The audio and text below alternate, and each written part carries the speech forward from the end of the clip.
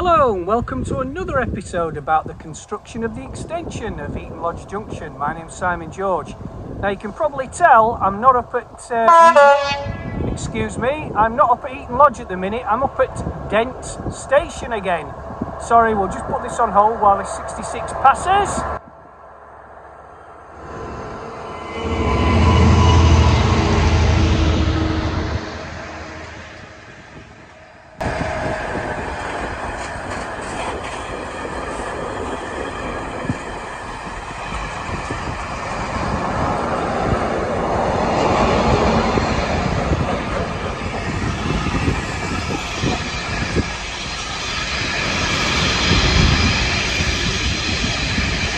Quite a long train, this one.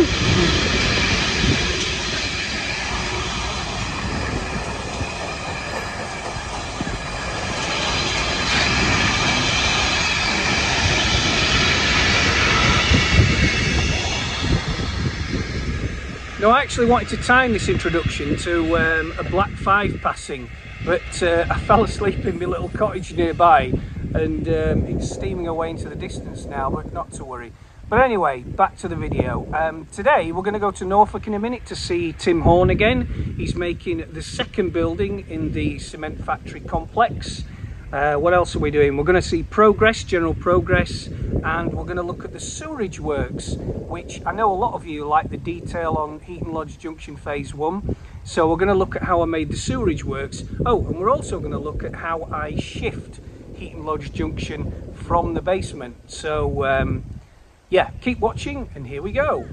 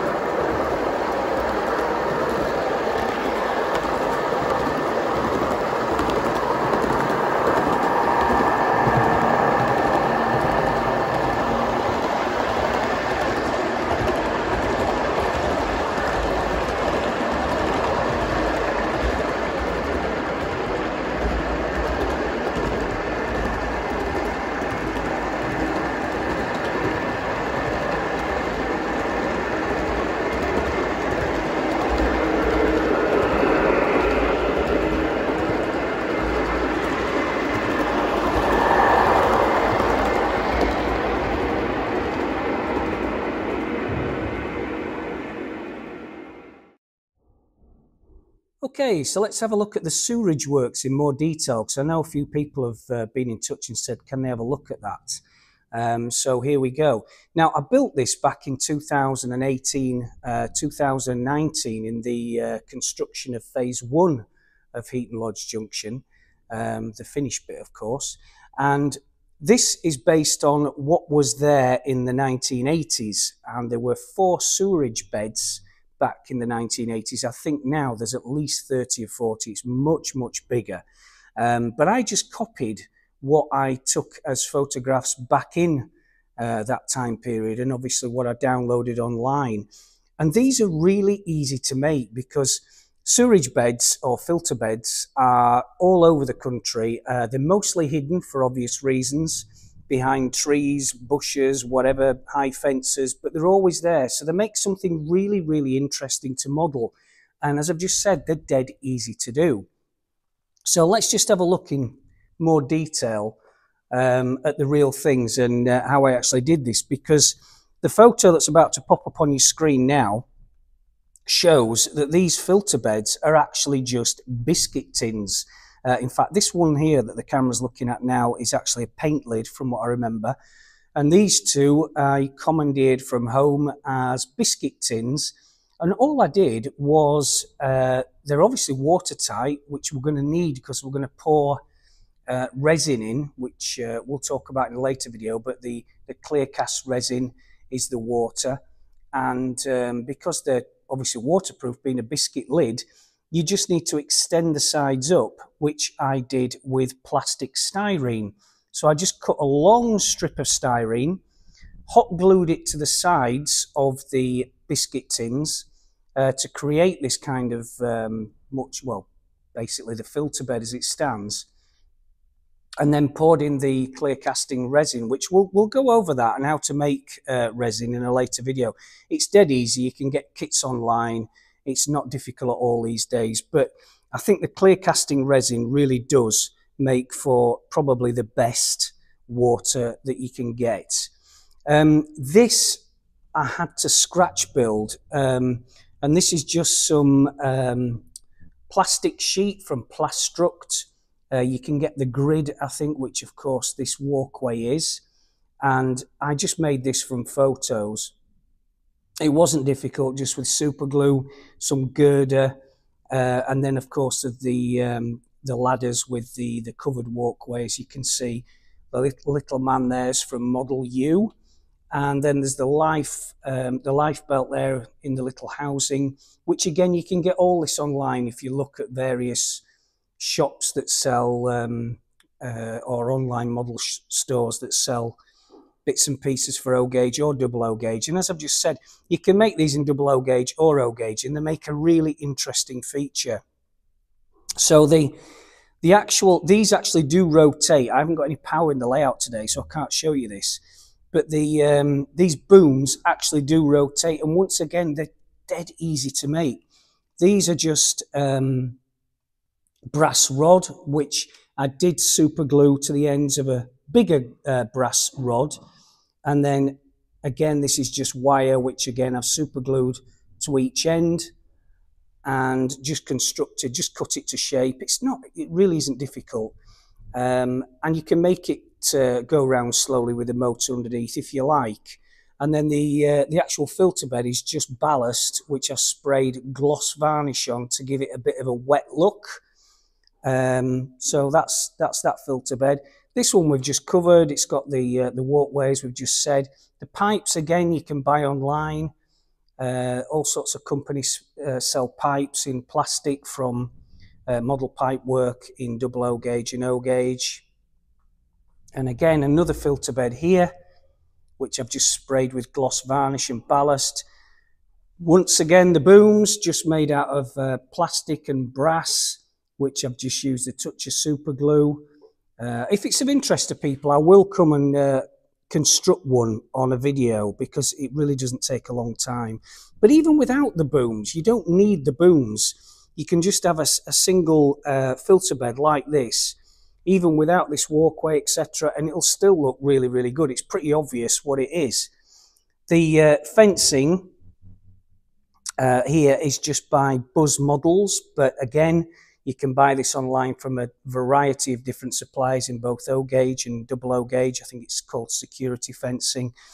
And all I did with these signs, this is Yorkshire Water Authority, Cooper Bridge Sewerage Treatment Works. That's obviously just downloaded from the internet and miniaturized.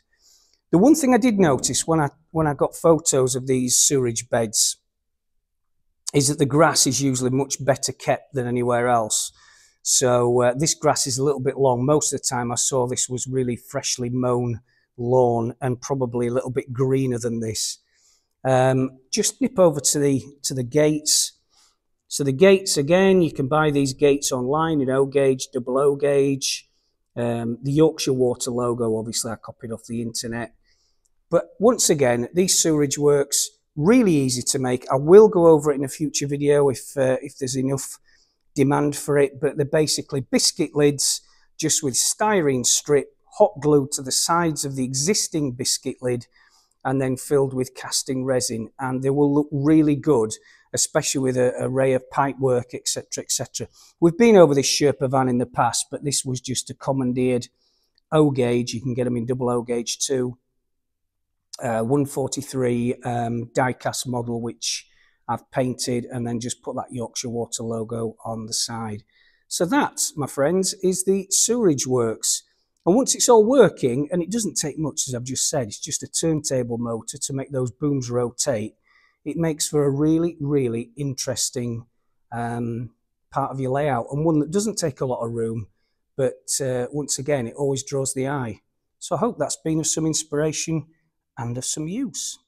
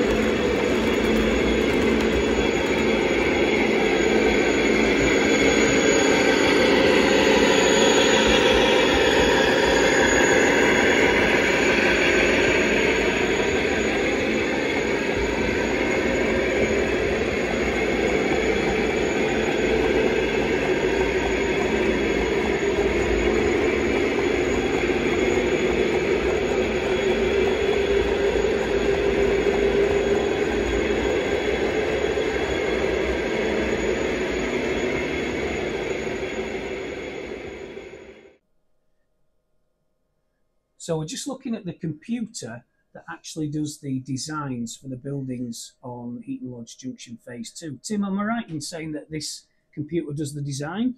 Yeah, so what we have here is this laptop controls the big laser machine. Right. So I've got basically each laser cut machine has its own laptop. The difference on this one is this is the size of the bed. Right. In centimeters. So, I get you, because it's a huge bed on that. Yeah, so 1500 by 250. So it's basically 8.5 foot by 5 foot in Old English. Got you. So what we do now is we've imported the CAD drawing into the laser cut software. And this is the actual garage building you're about to cut for This is now. Yeah, the last 6 pieces we need. Yeah. Basically, the laser will just follow a line. Yeah. And what we need to do now is tell it what we want to do with that line.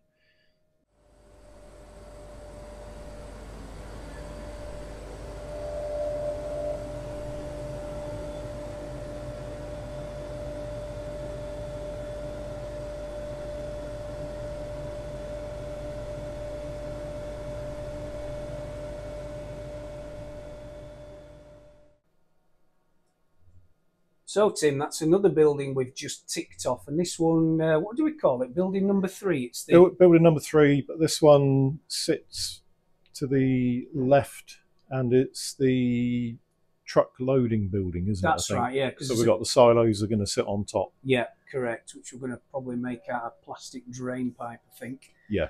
With the gantries and the walkways between them. But it's, again, it's pretty substantial, this building as well, isn't it? Yeah, so you got 3 bays, I suppose you'd call them.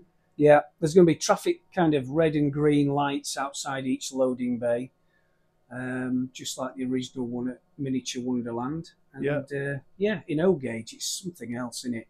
You just realise how everything is so much bigger than in O-Gauge and 00. It's just huge. Yes, and again, we've gone back to the 4mm MDF just purely for strength, really. Yeah. So you can put a fair bit of weight on top. Yeah. Which there will be with the, I think you're using waste pipe, aren't you? Yeah, I'm using waste pipe for the silos and using hot glue to kind of tack everything together, and then PVA to hold it together with clamps. Yeah, that'll be fine. It seems to be fine, but it's going to be rattled around in the back of articulated trucks, so it's got to be robust. So, yeah, great job.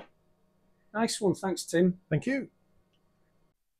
Right, so a little bit of an update on overall progress.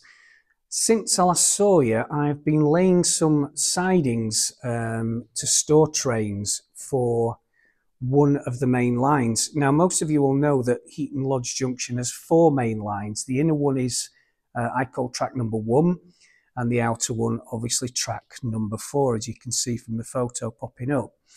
Now, track number 2, which is obviously the second to the most innermost one, is just having some sidings made here. So basically, these are for just overall train storage. The coal trains are obviously at that side, the storage sidings rather specifically for those, for the MGR trains. This side, it's just for general freight trains. So there's going to be just 4 for track number 2. And as you can see, that, by the way, is what we made the other week, just that dirty old bit of station yard or goods yard. I think I'm gonna put that into the layout somewhere because it still looks quite good. Anyway, so yeah, so I've just been laying some points here, as you can see. Now I've been laying these are the old points that were on the main fiddle yard, which of course, as you can see, all the track is being taken up. I'm nearly there now with the lifting of the track. And I'm reusing these points because, as we all know, they're quite expensive, especially in O gauge. The one thing that I found is a little bit awkward is that most of my points are bullhead rail, and the concrete sleeper track that Peco make in O gauge is only available in flat bottom, which kind of makes sense because it's much more modern. So what I do, Peco is, as you know, some of you will know, they do a short stretcher rail which joins bullhead rail to flat bottom. But basically what I do is just put a bit of solder, I don't know if you can see, just joining bullhead rail to flat bottom. It's just a lot simpler and a lot quicker. The other thing that I do, which specifically for you O gauge modelers, which I've caught on, is these. As you can see, that box there, which has now disappeared, you can just see that's where the return spring was for the points. And you don't need those, obviously, if you've got motors. That's the return spring, so you just take it out. But you're left with this horrible plastic kind of housing. So what I do is basically, I can't show you with one hand, but I snip away. Let's have a look. So I snip away just under the main rail, I snip away the, just there, and just at the other end as well, and then that just lets this whole housing drop out, so you're left with that. Now when you put some, looks a bit, hang on one second, straighten it up. So you're left with that, but once it's laid, like that one there, all I'm going to do is slide some false sleepers underneath, just made out of balsa or whatever, and you've got a point which immediately looks a lot more like a hand-built point. So yeah, to get these out, once again, I'll just repeat that for O gauge modelers, you just need to snip out the 2 plastic bits that hold the sleepers together underneath the main rail, either side of that horrible moulding, and the whole lot drops out, leaving you with that. And then you can just fill it with normal plastic fake sleepers, and you get, I haven't done it here yet, otherwise I would show you the finished product, but honestly, trust me, it looks so much better than those plastic housings. So I'm going to do that with all the O gauge points on this side. And yeah, you double O gauge guys, you and girls, you're far better off, because I think the points that Peco do in double O gauge, especially the bullhead rail, look a little bit better. They don't have that big plastic housing. So yeah, that's progress so far. I'm going to finish these 4 sidings. They're going to go about 40 feet down there, so I can get some big trains in there. And yeah, then I'm going to start work on all the track, which is missing from, because it's all been lifted, as you can see. That is laid a bit further down is the new track, and that's going to be my next job, to lay all the way down to the far end. And of course, these carts on which that little yellow Sherpa van is, they will stretch all the way down that side, and there'll be a load more down this side. So the whole shebang should be about 5 foot plus 5, 6, 7, 8, 9, 10, about 12 foot wide altogether. So yeah, it's looking good. It's all starting to come together now, which I'm really pleased about. I'm just not looking forward to the electrics, but we'll move on to that in a future video. Lots of MGR wagons. I think I've overdone the MGR wagons, to be honest. The HAAs, I think I've got another 150 on top of what I've got here. So we certainly won't be short of massive HAA MGR coal trains, which will look great when they're all moving slowly through the what will be this new marshalling yard. So there we go. More updates on this next time. Also, I meant to say, there's a few people that have been asking if they can see Heaton Lodge Junction all packed up, ready to go. So just popping up on your screen now should be some photos of it all packed up. The fiddle yard boards all go on separate carts, and then this side, where we've got the scenic side, they all go on their own separate carts. And there's about 40 specific bespoke hand carts altogether, double decked, on which you'll get about 80 of the big boards, and then you've got a lot more of the fiddle yard boards. And of course, with this new extension, there's going to be a heck of a lot more required. So those are just some pictures of the layout just about to be moved outside onto the trucks for an exhibition. Sorry about the mess down here, by the way, if you're picking it up. I'm just in the middle of cleaning all the track. Other thing is, yeah, I found some pictures the other day too of the layout being built, which a few of those are going to pop up on your screen now, and you can see the actual track and the different levels of the baseboards. The baseboards are actually quite intricate because they incorporate the gradient of 1 in 137, which goes all along the scale 1.3 miles of the scenic section. So in other words, the track rises about 30 centimetres. So at one end, it's 30 centimetres higher than the other, which is quite interesting. But that is what it was like at the real place. So yeah, just some pictures there of the layout being built. So that's it for another week. It just remains for me to say thanks very much for watching, of course. Please like and subscribe as ever. It does make a big difference. And again, I say every time, but thanks to all of you that have contributed to the crowdfunding campaign. The link to that is in the description in this video. So thanks again. It's really appreciated. Lots coming next week. Bit of a longer video next week. And have a great weekend, and I'll see you then.